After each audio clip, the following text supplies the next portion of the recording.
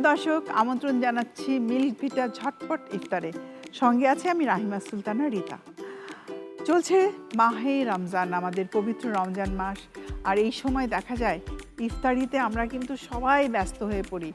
চাই যে ইফতারিটা যেন আমার পরিবারের সুস্বাস্থ্য রক্ষা করে, একটু হেলদি আবার টেস্টি, সব কিছু মাথায় রেখেই কিন্তু একজন গৃহিণীকে ইফতারের নির্বাচন করতে হয়। আজকে আমি আপনাদের দুটো রেসিপি তৈরি করে দেখাবো। একটা থাকছে পেস্তাচিও পেস্তার শরবত, আর আরেকটা থাকছে জাফরানি পায়েস।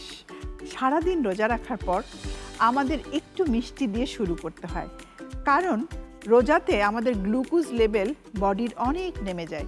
সেই জন্য আমরা দেখা যায় যে একটু লেবুর শরবত বা যে কোনো মিষ্টি বা একটা খেজুর এগুলো দিয়ে আমরা রোজা খুলি। কারণ কিন্তু একটাই, যেন আমাদের এনার্জিটা আমরা খুব ভালোভাবে পেয়ে যাই সাথে সাথেই। সেই জন্যই শরবতটা তৈরি করা। তো শরবত তৈরি করতে আমার লাগছে মিল্ক ভিটা দুধ লাগবে, তার সাথে পেস্তা বাদাম লাগছে, আর দেব একটু ভ্যানিলা আইসক্রিম।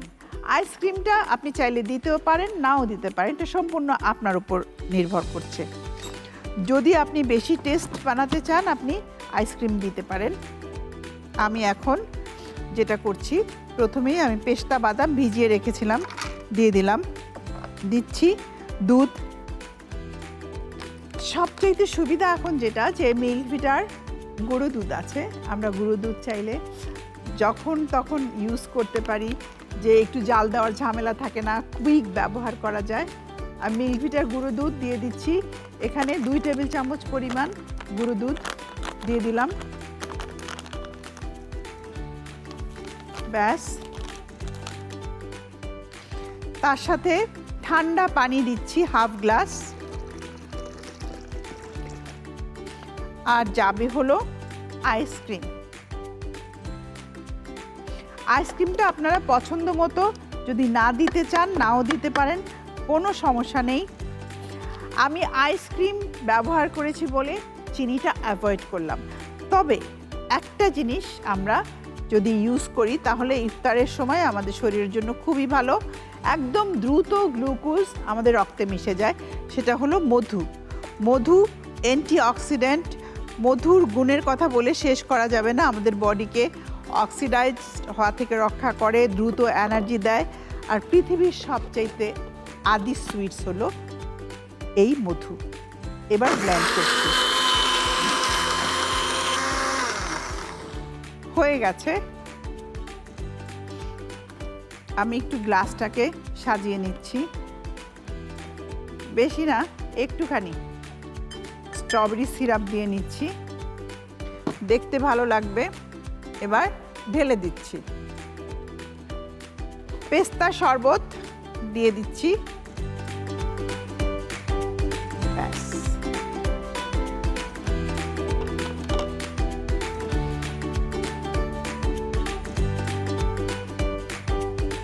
স্ট্রবেরি সিরাপ দিয়ে দিলাম।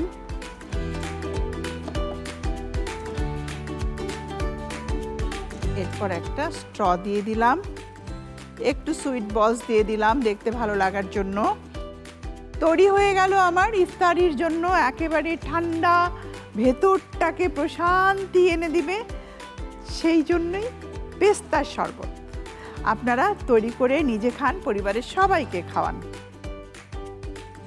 প্রিয় দর্শক, নিয়ে নিচ্ছি মিল্ক ভিটা ঝটপট ইফতার থেকে ছোট্ট একটা ব্রেক। কোথাও যাবেন না, আমাদের সঙ্গেই থাকুন। এরপর আপনাদের জন্য রয়েছে আকর্ষণীয় আরও একটি রেসিপি।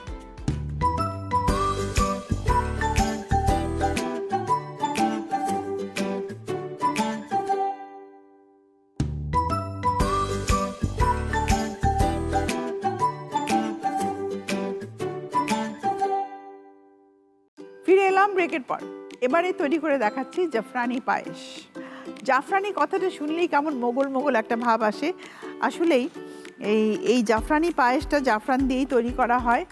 আর মিল্ক ভিটার দুধ থাকলে তো কোনো কথাই নেই, খাঁটি দুধের নিশ্চয়তা আমরা মিল্ক ভিটা থেকে পেয়েই যাচ্ছি।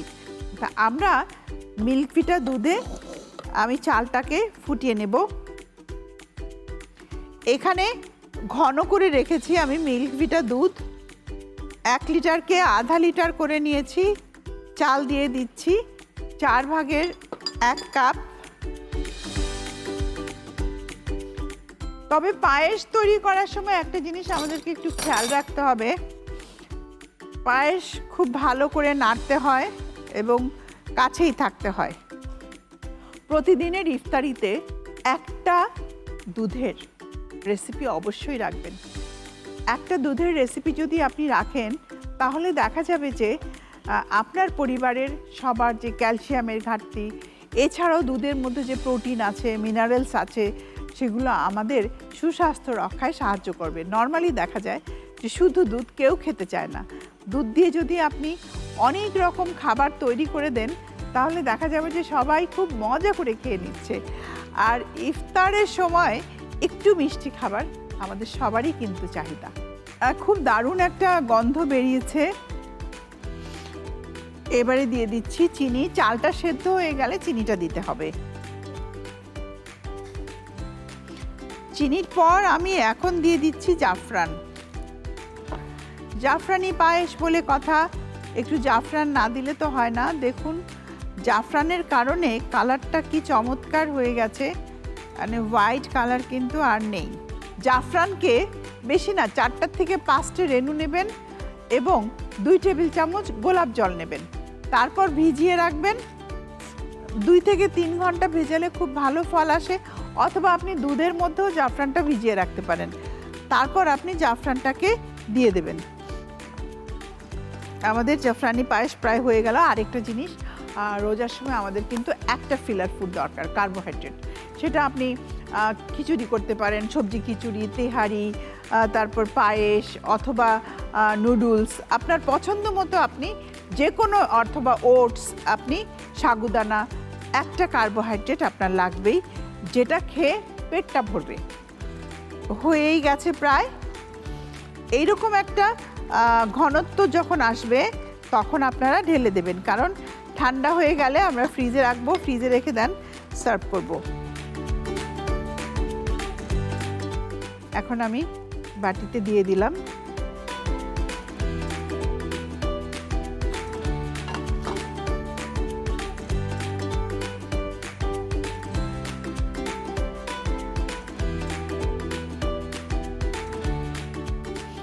এখন যেটা করব, কিছু চেরি ওপরে দিয়ে দিব।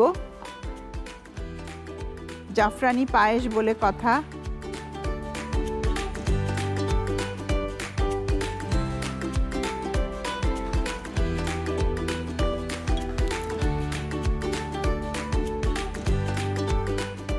ব্ল্যাক কিশমিশ, এখানে কালো আঙুরের কিশমিশ।